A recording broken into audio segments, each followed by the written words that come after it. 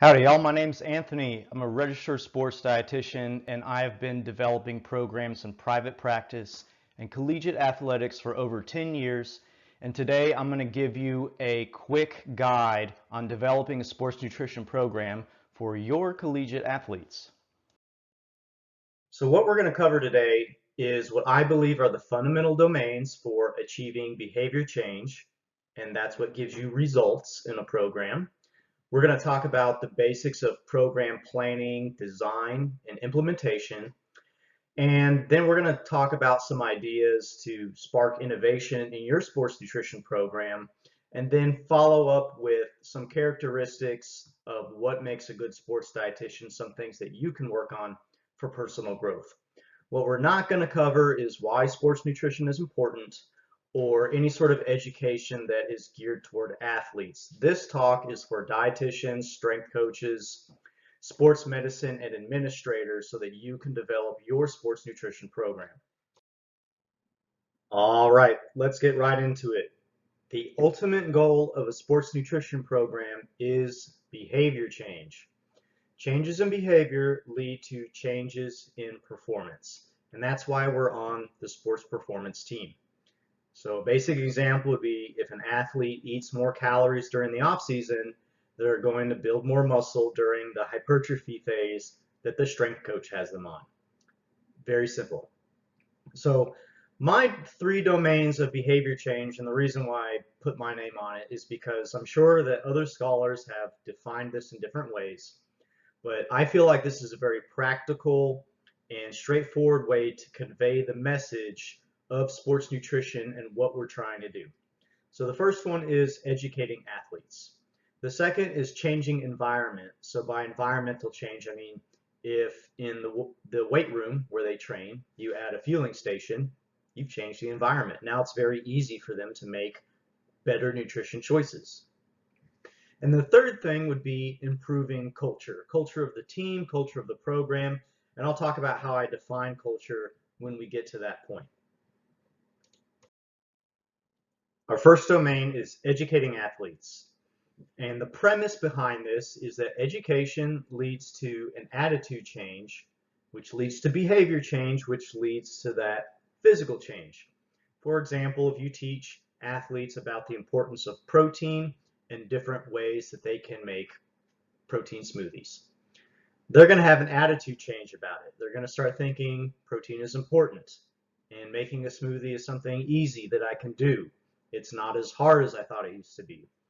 They start having more of those protein shakes. They get closer to that optimal level of protein for body composition change, and now we have a better muscle mass to fat ratio. We have a better body composition. So different curriculum domains that you may want to consider when teaching athletes include basic nutrition, so something like the My Plate or just balanced nutrition. I mean, they're humans before they're athletes, so basic human nutrition. Then would be food skills, so something like doing a smoothie workshop or how to make breakfast would be an example of that. And then for more of the sports nutrition related stuff, you can break that up into nutrient timing, so what to have before, during, after workouts, nutrition for recovery, and then performance enhancement.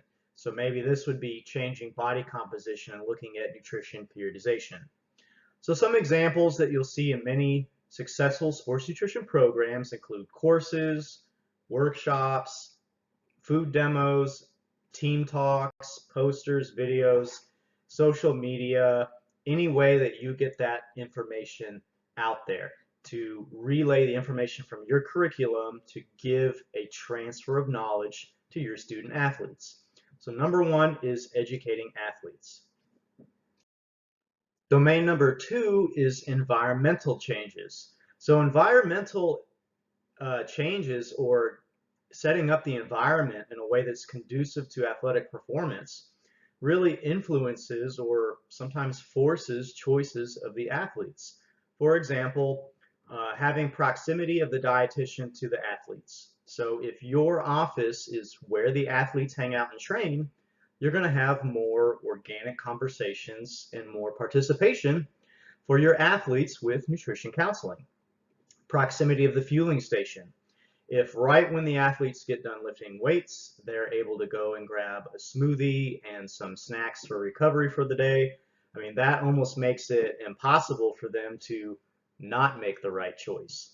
And we know that changing environment is one of the most powerful ways to influence behaviors when we're actually doing it.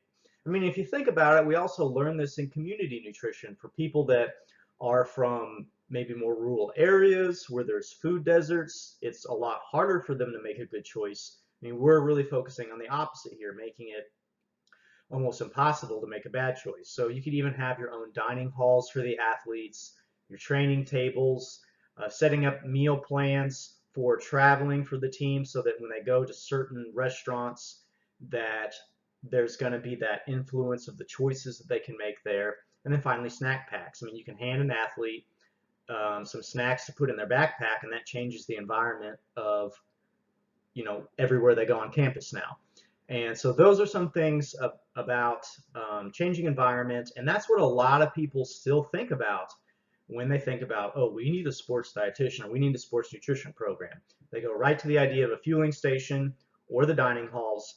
But as a profession, we're really growing and getting away from the dietitian just being seen as an extension of the food service system.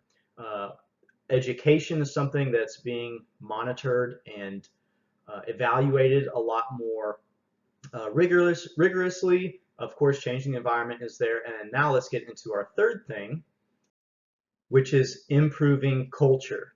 And I'm just going to put quotation marks around culture. I'm going to define culture in this sense as the socio and economic influence on behavior. So that could be the coach's education habits. If the coach really cares about nutrition and they themselves exercise and eat right, I mean, you can imagine how there's going to be that extra little push for good nutrition when they're working with their athletes, and after a hard practice, they tell them to go eat, versus a coach who doesn't put any maybe personal importance on nutrition. There may not be that same level of impact. Of course, there are exceptions. I'm just looking for very common things where we're going to have maybe like a 90% overlap here. And then another thing for culture would be interdepartmental collaboration. So what does the level of collaboration look like between sports performance, sports medicine, and sports nutrition? So if these fields or these professionals all have different offices located at the opposite ends of campus, I mean, what does that level of collaboration look like? Versus maybe a program that has the dietitian, the strength coach, and sports medicine all in the same building, what would that level of collaboration look like?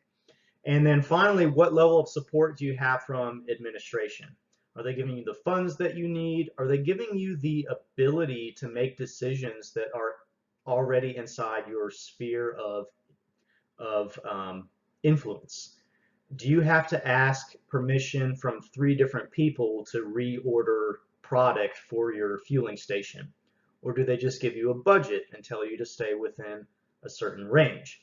So those sorts of things that are kind of extra that bleed into your ability to work with the athletes to get extra synergy between the goal of sports nutrition and the message that they're receiving from other departments and other professionals is also something that we can influence and something that is important to pay attention to. I'm going off camera for this one because I want you to take a look at the images here, because I feel like it helps to relay the impact that these domains are having on the athletes. So this slide is titled Behavior, Influence, Timeline, and Magnitude. You can see that there's 2 different domains here. We have when athletes are on campus and when they're off campus. And we can see that athlete education, when they first get started in the program, their level of education is going to be very low, especially if they're a freshman or a transfer. The level of education continues to increase up into a point, and then we know that you don't hold on to information forever, so there will be a slight decrease, but we hope, or the theory is, that they will maintain a certain amount of education. We can see kind of by the size of the green bar here, that will continue to benefit those athletes when they're off campus. And I feel like a lot of programs really leave this on the table when they're working with their athletes. They put a lot of emphasis on the fueling station and the dining halls, but are you measuring the impact of your athlete education? Are you using the best sort of practices as an educator with here? There is a difference between saying we deliver team talks and we give education when it's asked for, between maybe a program that has a very robust athlete nutrition education program that's supported by maybe the other academic departments and has a lot of energy staked out in the program and the initiatives of the sports dietitian. So the other thing that we can see here is the fueling station and dining halls, and I drew this one as a bigger, fatter arrow because I do believe that this has a bigger impact on behavior change when the athletes are on campus, when school is in session. You can educate them all you want, but at the end of the day, if you have a fueling station and you're giving them something at the end of a workout, if you have control over what is served at the dining halls, that is going to have a huge magnitude of influence on the athletes. However, when school is not in session, what is the dining hall doing for them? What is the fueling station doing for people that don't visit it? So that is an important gap to realize, that if other programs are putting energy into athlete education, then they could be getting a leg up on you in the summer if that's not something that you're addressing. And then finally, team culture is going to have a big influence on athletes when they're on campus. And then when they're off campus, that influence is going to be a little smaller. Now, the coaches may still be checking in with the athletes, or the dietitian may be checking in with them in the off season, but we know that the athletes are going to be a lot harder to get in touch with. If they're not up here for a summer camp, that really starts to diminish. But pay attention to all three, because there's going to be certain times of the year where you need to focus more on one and the other, and then we certainly don't want to put any of these things on the back burner and just put all of our points into the fueling station and dining halls. So that's a consideration I want you guys to have, and I hope this image really helps drive that point home. Now that we've discussed the theory behind behavior change and influencing those good sports nutrition choices, we need to map it out. So we're going to start off with situation and needs. So you need to do a needs assessment on your athletic individuals, on the teams, and on a program level. This can be done through formal and informal needs assessments. So maybe you just have a conversation with somebody, or you're doing a survey. It can also be done through quantitative and qualitative assessment. So maybe you want to do something more quantitative, like a sports nutrition knowledge assessment. There's validated assessments out there that you can look up and use, or you can create your own and maybe assign a point value. So athletes that score higher, we assume they have a higher level of education, and vice versa. You can also do a qualitative assessment, maybe do an in-depth interview with somebody so that you can get some feedback on how those things are going. Once you've completed your needs assessment, now it's time to turn that in to goals and objectives. Try to crunch all that information and put it into something where this is what we need to focus on. Develop your goals and then develop your objectives on what it looks like with that goal to be achieved. So your goal may be that we want to improve athletic performance, but we need to define that in a measurable way. So for you, that may mean that we reduce the number of vitamin deficiencies and we increase positive outcomes in body composition in the team during the off season. I'm just throwing some ideas out there. So once you have your goals and objectives, you need to figure out what your inputs and outputs are going to be. Your inputs are the resources that you need to do what you do, and the outputs are going to be the services that you provide. So those outputs could be a fueling station, the number of nutrition counseling sessions that you have, the number of team talks that you have, and the inputs you would need for that would be product for the fueling station, or a curriculum plan for your education, or maybe an electronic health record system so that you can keep up with your nutrition counseling. And then finally, you're going to have your outcomes. So what actually happened? You don't just provide a service. We want to trace and make sure that did we have an impact? And evaluation is going to come at every level of this. Let me show you here in my next slide. All right, I'm going off camera again so you can see the whole picture here. But a logic model is a great way for you to take a big snapshot at what's going on in your entire program. Now, this is the Collegiate Sports Nutrition Logic Model. This was a publication that I put forth in the SCAN, Sports Nutrition Practitioners Journal.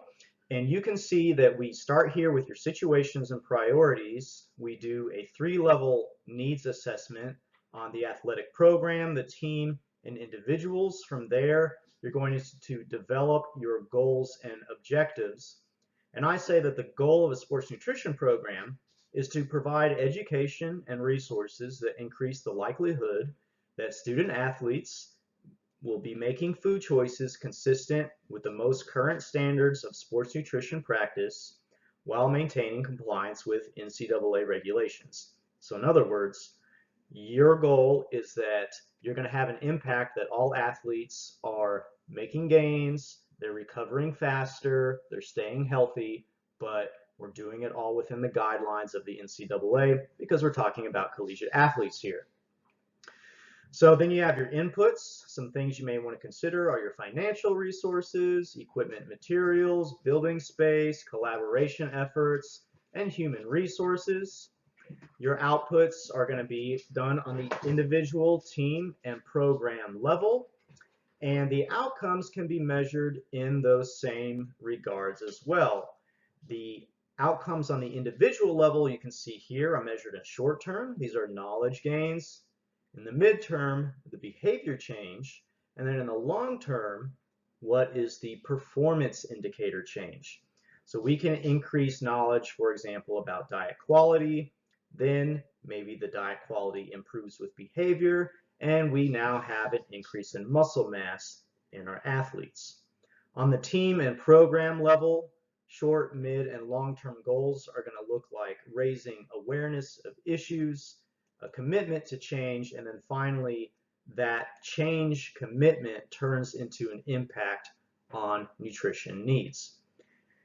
And at the bottom here, you can see that we have formative and summative evaluation. All that means is that formative looks at these steps in the processes to say, hey, is the service I'm delivering good? Are the inputs that I'm putting in the fueling station good?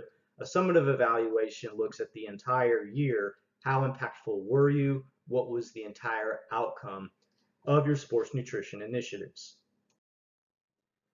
I understand that there's a lot of moving parts in all of the concepts that we just described and how to put all that together into a logic model. But we still need to build an action plan, and this is a way to do it. You can look up Gantt chart. There's lots of different templates on Excel, but basically you can see that it's broken up by month and by nutrition initiative, and you're going to highlight when you're going to work on that component of your program. So I've developed this into athlete assessments, assessments as needed, education interventions, and evaluation to make sure that everything that I'm doing is having impact and being effective. This just is a quick example of something that you could put together, because if you try to do all this intuitively or to just make a list of everything that you need to do, it's going to get overwhelming quick. So I suggest putting it together in a more time-based format so that you can stay on track with everything and know when it's time to do something, but also when it's time to stop doing something. All right, it's big brain time. So I want you to start thinking about creative ideas and some ways that you can put some of these initiatives into work in a way that matches the style, the culture, and the resources that your university has for you to work with. The first thing I want to present to you in the education domain is some curriculum developing tools. First, this is Bloom's Taxonomy. If you haven't seen it before, look it up. There's lots of good resources on this. But you can see that there's different levels in the way that we want to assess the education initiatives that we've had with our athletes. So all the way of, do we want them to remember something or understand something? There's different ways that we can assess that. Or do we want them to create and evaluate something? So you may want them to remember things about NCAA regulations on certain supplements, but you may want to have them actually create their own meal plan after an education series. So keep in mind that there's different levels of this, and it's called Bloom's Taxonomy. And then in the top here, you can see that we have a lesson plan. And so I just recommend that if you're going to do a team talk, if you're going to have some sort of educational intervention with your athletes, that you actually put together a lesson plan on paper. That way, you're not recreating these things every time that you're asked to do them. You can look back on it, tweak it, and add it to your physical content library. Also in the domain of education are quizzes. And quizzes on paper are a tried and true standard way of assessing that you have been impactful with the lesson plan that you've just given. But one thing I like to do that you guys can see here is Kahoot. So Kahoot is a software that lets you quiz your students and your athletes on what you just talked about, and it does it in kind of a friendly, competitive way.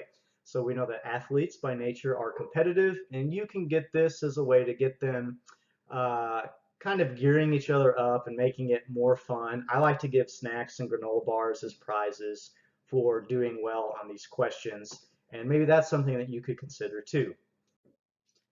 This is another little tool or tip that you can use when you're doing an education intervention. It's called Think, Pair, Share.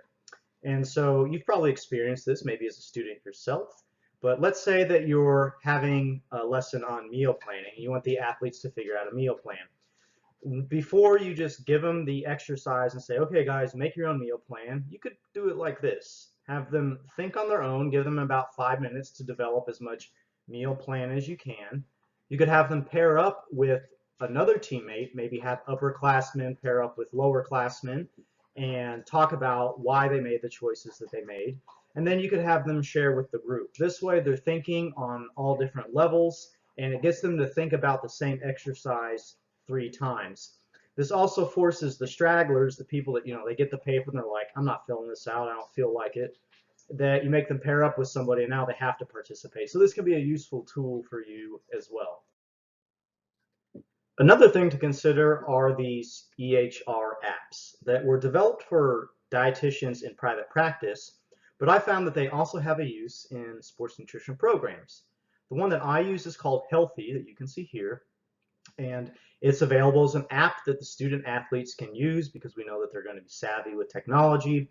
It's also available through a computer interface, but it's a way for you to communicate, have sessions, and schedule with your student athletes. So you can schedule appointments on here, either in person in your office or do telehealth visits.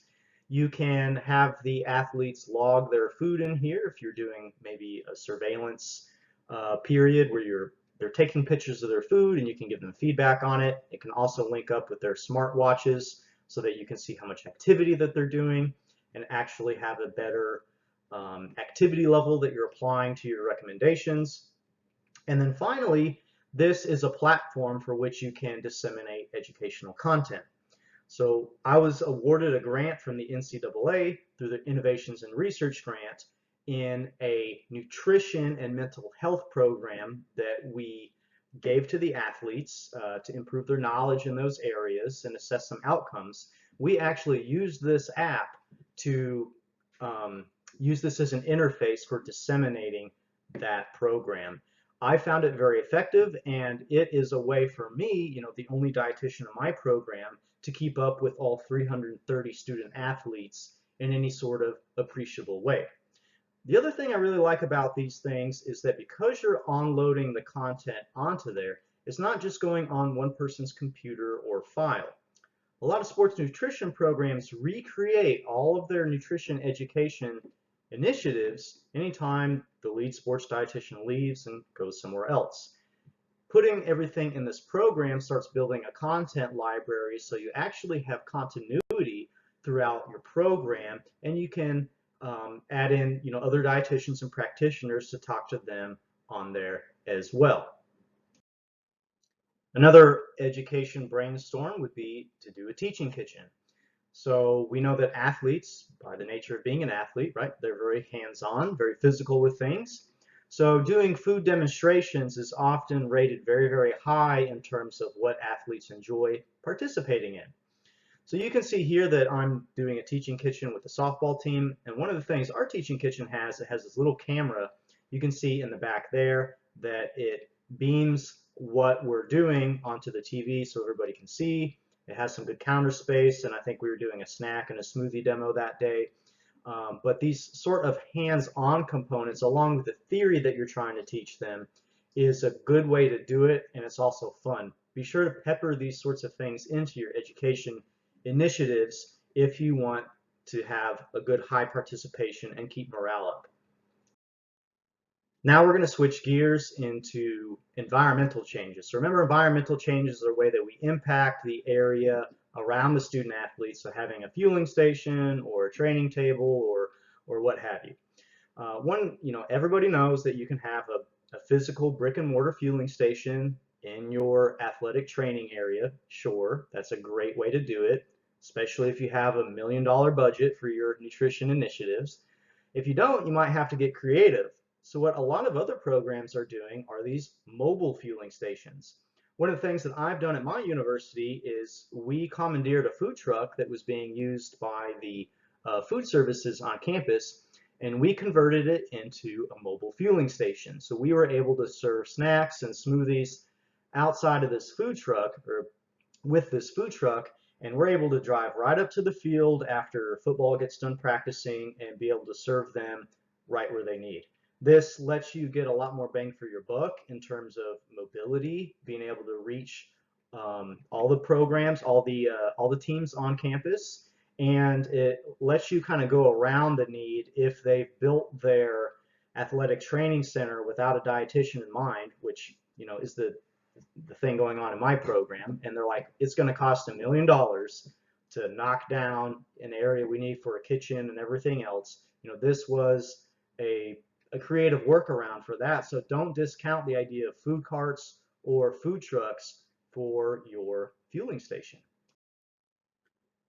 Here's a couple other initiatives that we've done as far as environmental changes. I mean, one of the easiest things you can do is, instead of needing to give them a snack right after practice and right after weight training and as they go home for the day, you could help your athletes build something like a snack pack. So putting things together in a package and giving it to them is a way for you to kind of manipulate that environment, right? It's in their backpack, they're walking around with it all day, so that they will have something available for them.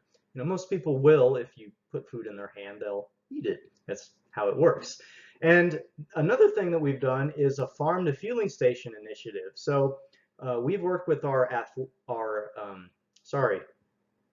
agriculture department to work with our athletics department to grow food for some of the things that we put in our smoothies and in our granola bars that we make for the athletes for fuel and for recovery. So I call that ag to athlete or farm to fueling station, and that's another way that you can synergize to get more resources for your program. Switching gears again to our third domain, which is changing culture in the team or the program. Sports nutrition for coaches. So if you educate your coaches on good nutrition for themselves, that's going to trickle down and affect the way that they see the importance of sports nutrition and the message that they deliver to their athletes. You can check out this great book if you want to give a resource to just provide to some of your interested coaches, or you could also develop your own curriculum and maybe during a certain part of the year have something that is focused on teaching administration and coaches different nutrition topics so that you can inform them so they can then inform the athletes. When we're talking about resources, of course, we have to talk about money. And your sports nutrition program may not have as robust of a budget as you would like to. I would say that probably most of us fall in that category. And you're either shopping really hard or you just can't provide enough resources to all teams to be able to provide an impact. Well, one of the things you can do is you can get your own stuff funded. So either through a corporate alliance, maybe through a stakeholder in a company around the university, or a grant from something like the NCAA, which is where we got our grant for $20,000 to initiate some nutrition education interventions. You could apply to grants to try to pump some money into your program. This is going to be something that you're probably going to have to team up with other departments and other professors across campus because there's a lot of work that goes into these things, but I will be happy to link you guys and maybe show you at the end of this video an example of the grant that I put together. All right, and here's another thing that you can do to influence the culture, which is the way that you communicate with other stakeholders in the program. So here on the side, you can see that we have an athlete performance report. And so this is something that I've put together between our strength conditioning, our sports health, our sports medicine program, and nutrition to kind of give a one-page snapshot of what's going on with this athlete. So we do their body composition and their weight trends so we can see if they've been recovering adequately during the season. The strength coach has like a quick way of letting the coach, the position coach, know where the athlete is relative to their team and their position on strength, speed, endurance, and mobility. And so they'll do their standardized testing, but maybe the assistant coach doesn't really know what an XYZ power clean really means for this athlete or means for where they are on this team. They should, they probably do for some of these things, but the strength coach can kind of give a quick evaluation to say, they're a 1 through 5 on these things. And then you can also put the injury report or the health status of the athlete there. So now I put this together in a book. I give it to the coach who goes over with the team where everybody is, and it gives them a quick snapshot so that we can focus on, hey, what are our goals and objectives going to be for this athlete in the off season, for example. And then a bigger thing that I put together, you can see here that I put together an impact report for the administration and for the head coaches that looks at individual team and program levels of both quantitative and qualitative feedback. So I get some quotes from the athlete on how sports nutrition impacted them throughout the season.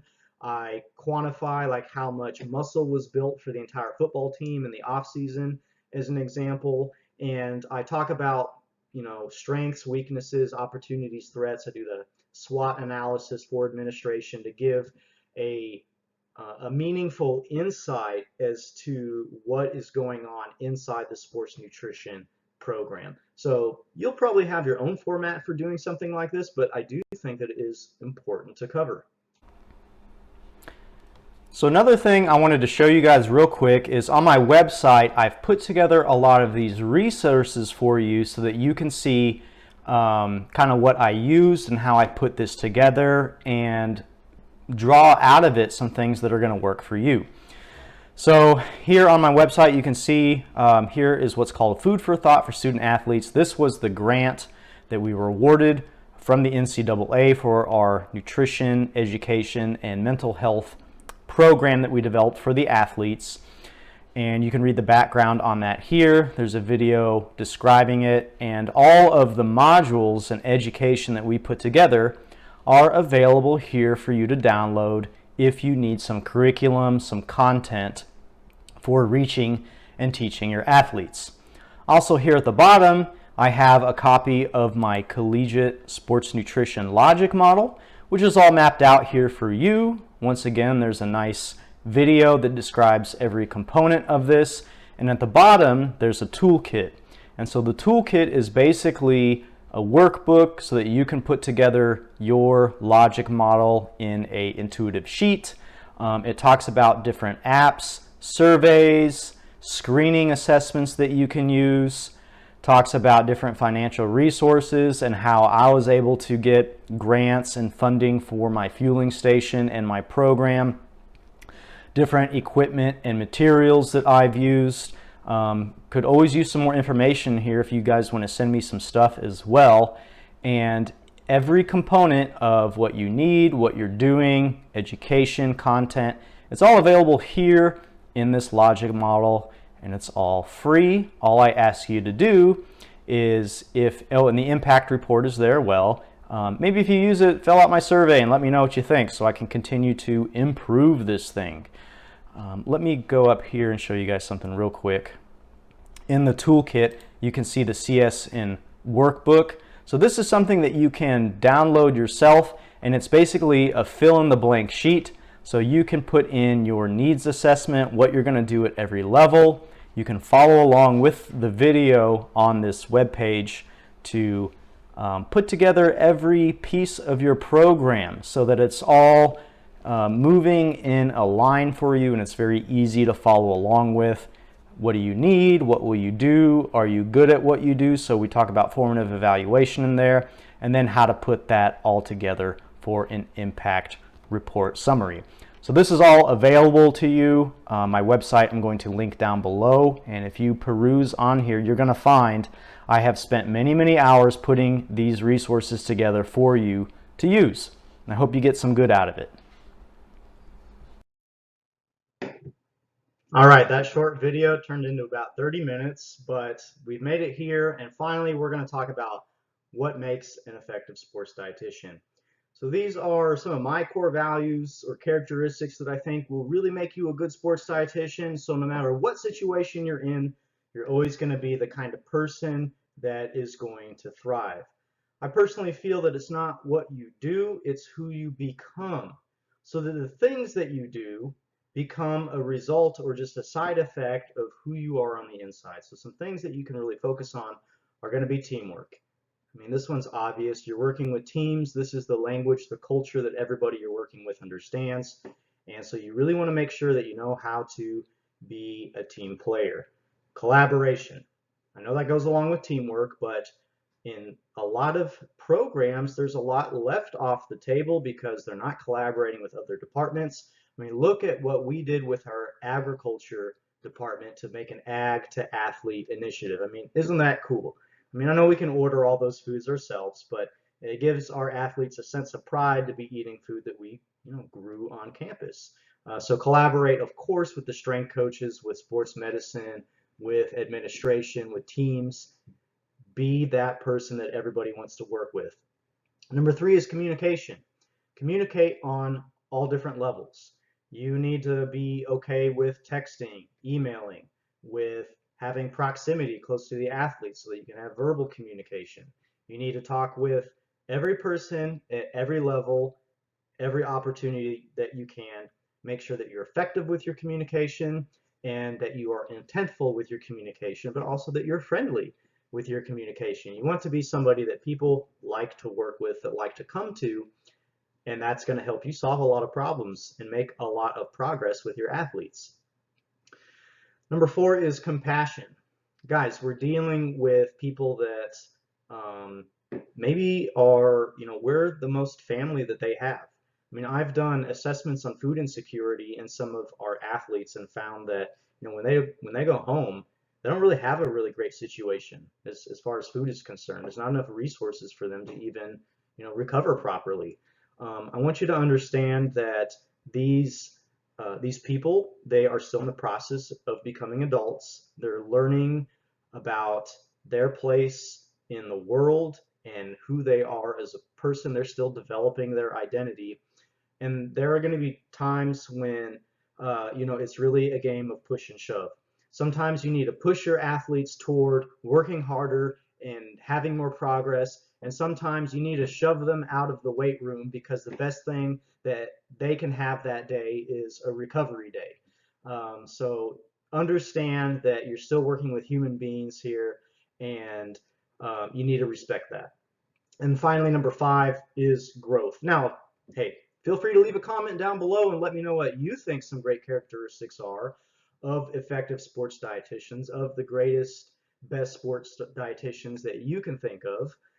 But I think number 5 is growth. Always be willing to grow. You're not going to be an expert at everything, and you certainly have levels that you can achieve much, much higher than where we're at now. Stay humble and have that growth sort of mentality. Be coachable to yourself, and you will continue to flourish. So some opportunities that I encourage you to seek out after watching this video would be to join a professional organization like the CPSDA. Oop, I think I spelled that backwards there. But the Collegiate Sports Dietitians Professional Organization. And also look at maybe some leadership workshops. So I just got back from the NSCA conference in Orlando where we had some talks about leadership. That was a great national conference. But you can go to ones that are just geared toward leadership and being effective in your program. Another one that I really liked was going through the Toastmasters series, and so I became more proficient in public speaking. Now I can get my message across more effectively when I'm working with athletes and teams. And I know that a lot of people don't really feel comfortable talking in front of big groups. This is a way to improve that ability for yourself. Remember, you need to stay coachable. Seek out where you are deficient in and bring those things up. Number 4, walk the walk. Now, I don't mean that a dietitian has to look a certain way. Not sizist or, trying to say that it has to, be how you look or anything like that. But if you never try to cook healthy meals for yourself, I mean, what business do you have trying to teach that to other people? If you've never been an athlete yourself, start weight training, start going to the gym, become an athlete, work out with the teams, work out with the strength coach. Do the things that you're asking other people to do, because you're never going to learn that nuance in any sort of class, in any sort of program, or anything like that. You need to understand what it means to be in a calorie deficit and try to put weight on the bar to try to exercise and make gains. I mean, you need to understand the way that that feels to some degree. Just take this for consideration. And then finally, mentorship. Seek out people that have done great things, that have wisdom as well as knowledge. And there's this saying that, there's a lot of very smart people from all different spectrums, but there are very few wise people that don't have a little bit of gray in their hair. So seek out some of these people that have been in the industry for a very long time and try to get mentorship with them. You will learn a lot. Well, that wraps up this video. I guess I went a little longer than expected, but I hope that you got something out of it. All of those resources I talked about, I will link down below. Leave a comment. Let me know if I left something out. Let me know if I'm crazy, or maybe send some positive energy my way. Let me know if you thought that this was helpful and that you learned something. Now, moving forward, if I get some good feedback from this, or if I get requests, I can go into any of these topics that we talked about. We covered a lot of breadth today, but we did not cover a lot of depth in any of these areas. I'm happy to elaborate and maybe do a special video on some of these. But hey, this is what I do. It's been working for me so far, and I at least don't feel like I can't communicate what I'm doing with my program, that I can show what I'm doing with my program. And I never have those days where I wake up and I'm like, what should I be doing? There's too much to do. There's a lot of stuff to do, but we keep it organized. We stay intentful with it. And I hope that this does the same for you. That's it from me. Hope to see you around. Thanks.